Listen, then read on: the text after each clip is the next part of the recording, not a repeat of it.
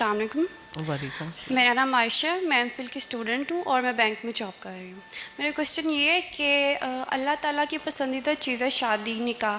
اگر کسی کی شادی ہو جاتی ہے اور کسی ریزن سے ڈیورس ہو جاتی ہے اس کی, تو ضروری ہے کہ وہ لڑکی دوبارہ شادی کرے؟ اگر وہ نہ کرنا چاہے تو کیا اللہ تعالیٰ ناراض ہوں گے؟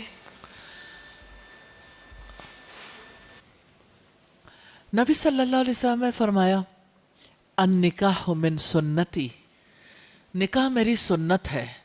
فمن رغب عن سنتی فلیس منی, جو میری سنت سے اعراض کرے وہ مجھ سے نہیں.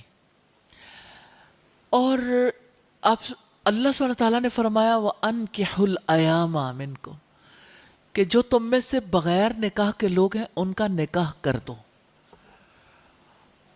ایک مجموعی طور پر صورتحال کو بہتر بنانے کے لیے, سوسائٹی کی صورتحال کے مطابق, اللہ سبحانہ تعالیٰ اگر سوسائٹی کے افراد کے لیے چاہتے ہیں کہ سب نکاح کے ساتھ رہیں تو اس میں انسان کے لیے خیر ہے, شر نہیں ہے.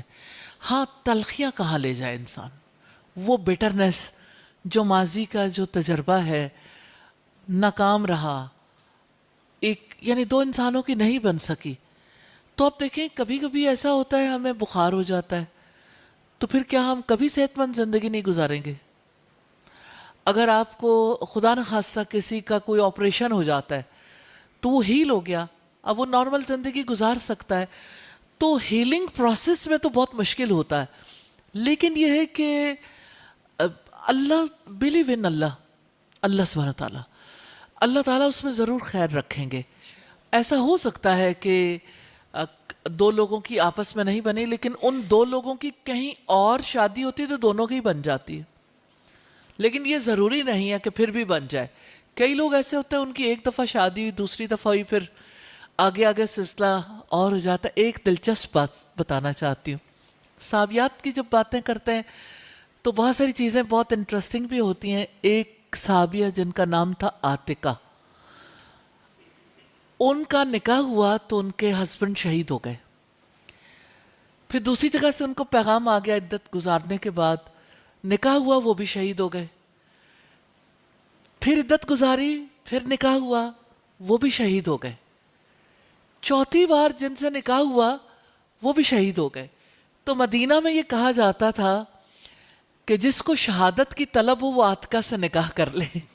تو سم ٹائمز ایسا ہوتا ہے, مجھے آپ کی بات پہ آیا کہ اس میں یعنی لوگوں کے لیے اتنا 1 2 3 4 ایکسپیرینسز کا 5ویں دفعہ بھی وہ تیار ہو جاتے تھے. تو انسانوں پر انسان ٹرسٹ نہیں کر سکتا, لیکن اللہ سبحانہ تعالیٰ تو آپ سے بہت پیار کرتا ہے اور انسانوں سے پیار کرتا ہے نا وہ, تو اللہ تعالیٰ پر بلیو کریں گے, اللہ تعالیٰ ضرور اچھا راستہ نکالے گا. سورۃ طلاق کی آیت آپ کے سامنے رکھنا چاہتی ہوں. اللہ سبحانہ تعالیٰ کہتے ہیں وَمَن يَتَّقِ اللَّهَ يَجْعَل لَّهُ مَخْرَجًا, جو اللہ کا تقوی اختیار کرتا ہے, اللہ تعالیٰ سے ڈرتا ہے, اللہ تعالیٰ اس کے لیے مشکلات سے نکلنے کا راستہ بنا دیتا ہے. تو مشکل آتی ہے لیکن اللہ تعالیٰ نکال دیتا ہے. اور اللہ تعالیٰ یہ کہتے ہیں وَمَن يَتَوَكَّلْ عَلَى اللَّهِ فَهُوَ حَسْبُهُ, جو اللہ پر ٹرسٹ کرتا ہے اللہ اس کے لیے کافی ہو جاتا ہے. تو اس لیے بلیو ان اللہ سبحانہ و تعالیٰ, ٹرسٹ ان اللہ سبحانہ و تعالیٰ. اللہ تعالیٰ بہت آسانیاں کرتے ہیں.